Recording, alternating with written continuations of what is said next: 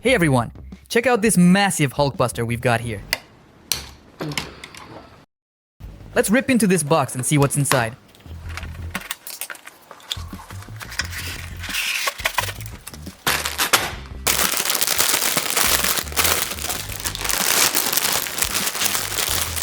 The color is a bit of a surprise. I was expecting a fiery red, but it's more of a deep burgundy. Oh well, let's see what we can do with it. Well, let's unpack our bags. Here are our minifigures. And let's unpack everything else. By the way, it's not clear why the bags are numbered. The parts are all mixed up. This is actually a minus of unofficial sets. In the official Lego, everything is always in order and very easy to assemble.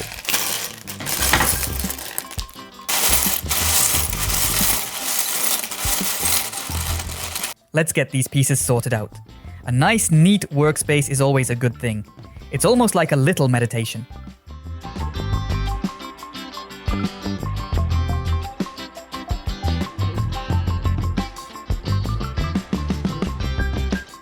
Okay, let's start with James Rhodes, or War Machine as he likes to be called.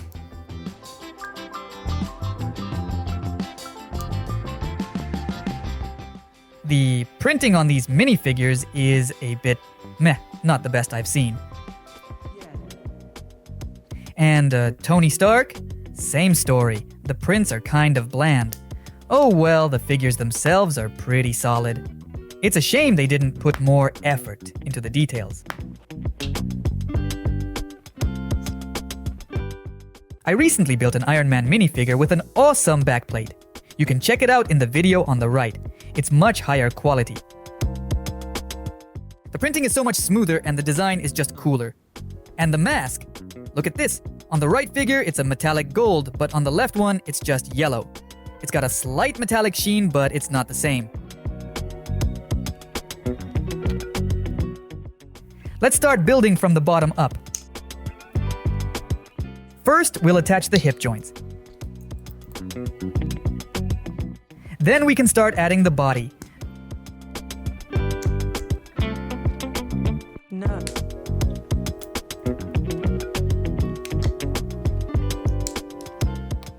A few more technical details for that epic look. Here we'll attach the platform for the minifigure.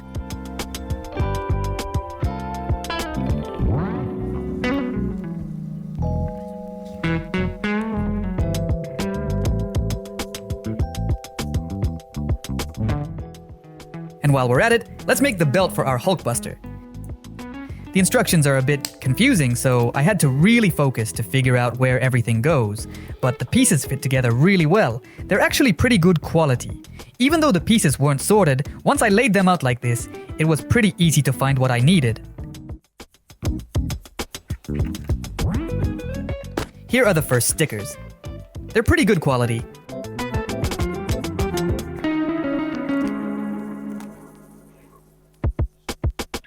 No.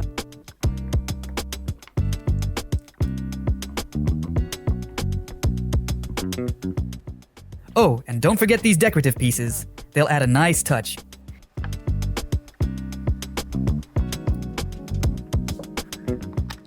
Now, let's move on to the platform for the Iron Man minifigure. This reminds me of the platforms we built for the mech armors a while back. I have a whole collection of them. I'll link to those videos in the description. You should check them out if you haven't already.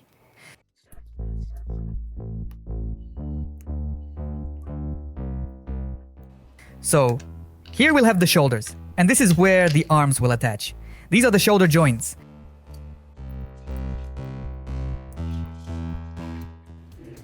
Let's connect the lower body to the torso. Now we need to add some extra armor to the back and some decorative pieces to make it look epic. By the way, I was worried at first that the red was too dark, but actually I kind of like it now. It's a deep, rich color.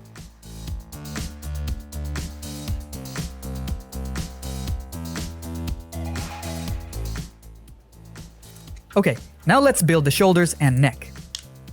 The Hulkbuster doesn't really have a neck. It's more like a muscular bulge and the shoulders go straight into the head.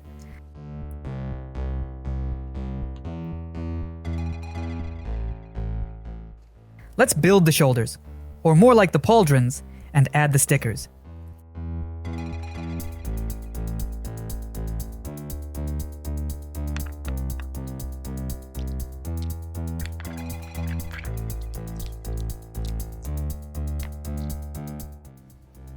And this is where the Hulkbuster's helmet will go.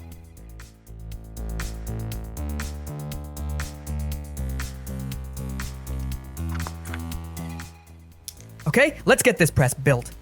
It's gonna be super cool. It's gonna be able to move and help us load the minifigure into the Hulkbuster. It's basically a 6-stud press. It attaches like this, and we'll add 6 stickers.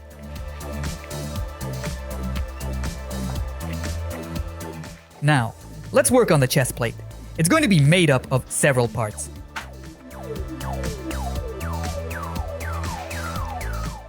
We've assembled the first part, then the second, and now we'll connect them.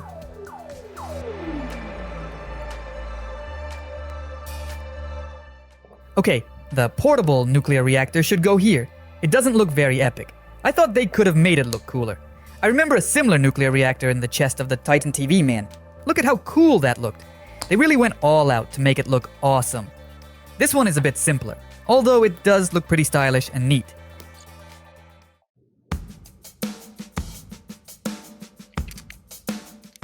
Let's add the stickers and finish the chest plate with these pieces that look like chest muscles. Let's attach our chest plate to the torso and put on the helmet, or rather, the head.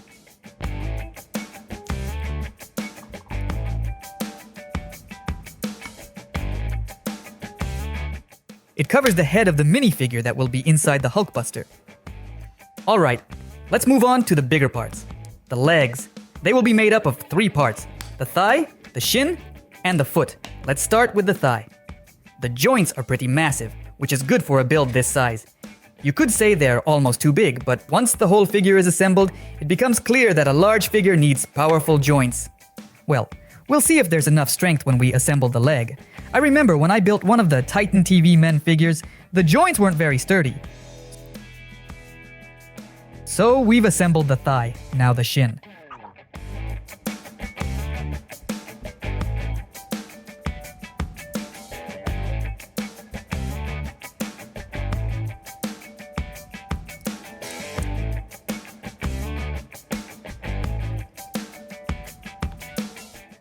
My workspace is getting a bit messy, and it's hard to find the pieces, and it looks kind of ugly on camera.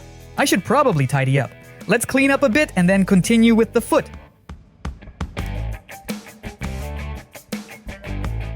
There are a lot of small moving parts in it. I thought it was too much movement and the pieces would fall off. But no, there's plenty of strength. The pieces aren't coming off.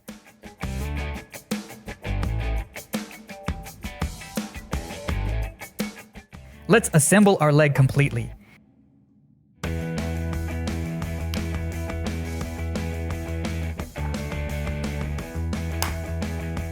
This is the left leg. Listen, it looks pretty cool and I'm happy with its strength. It doesn't look like the legs will be wobbly.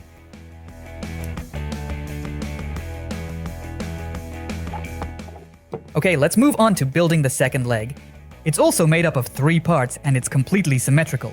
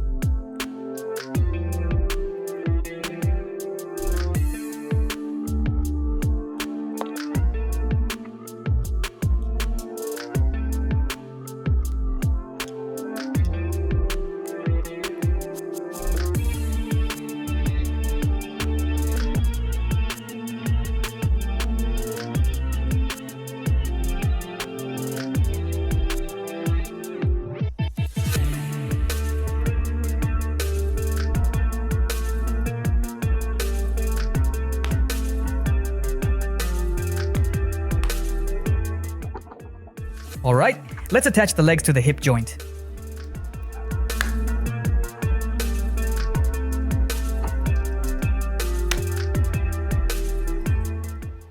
Listen, it looks really good. It's sturdy and doesn't feel loose at all. I like it. Okay, I forgot to add some moving parts here. Let's put them in place. I'm pleasantly surprised that there are so many small moving parts and they don't fall apart. Everything is pretty solid. Well, let's move on to building the arms. The arms are made up of 2 parts, including the forearm and hand. We had a similar design in the mech armors. In the mech armor collection.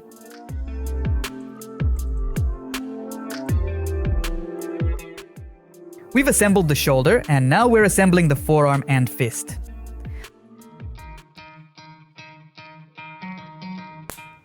I have to say, I'm a bit disappointed with the fist. It doesn't look as massive and epic as the fists on the mech armors I mentioned earlier. Even though those figures were smaller, the fists were much more powerful and impressive. Look at Thor's fist, for example. It's so big and muscular, but this one looks kind of strange. I just want to replace it and rebuild it myself.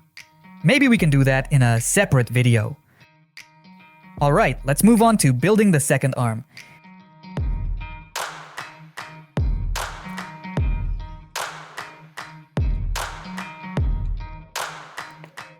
This one's got some serious firepower. Check out these cannons. They go here, and to load them, you need to insert these 2 pieces inside, then pull the trigger and pieces will shoot out. I should mention that they shoot out surprisingly hard. So they might fly across the room and you'll spend a long time looking for them, so be careful.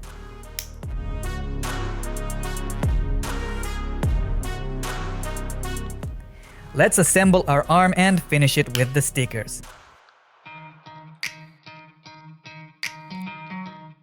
And the stickers for the second arm, which I forgot about. Well, now let's assemble the arm completely.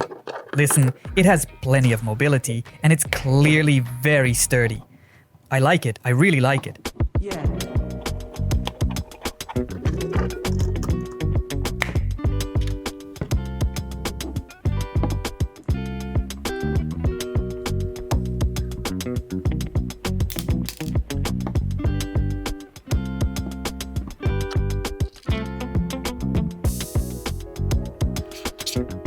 It turned out to be a huge, gigantic Hulkbuster. It moves well. Maybe there's not enough mobility in some joints for really active play. But overall, the figure is cool, especially if you just want to put it on a shelf and admire it.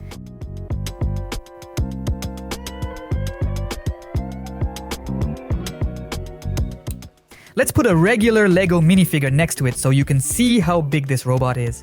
And we can put this Iron Man minifigure inside the Hulkbuster. Building such large sets takes a lot of time. It's a long process, and the sets themselves are quite expensive. So if you're really interested in this, let me know. Or we can build simpler sets. Please write in the comments how you would like it. Your feedback is super important. Now let's see if this Hulkbuster can take on the Hulk. Judging by its size, it definitely can.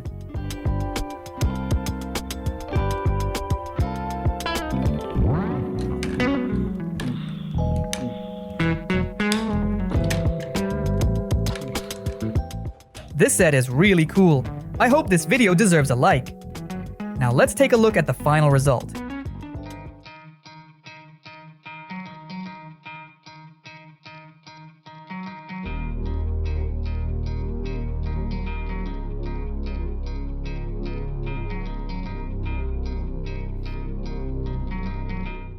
And now on the left you can find a playlist with some other Marvel Lego sets I've already built. And on the right, YouTube has picked up a video based on your interests. See you soon in the next video. Bye.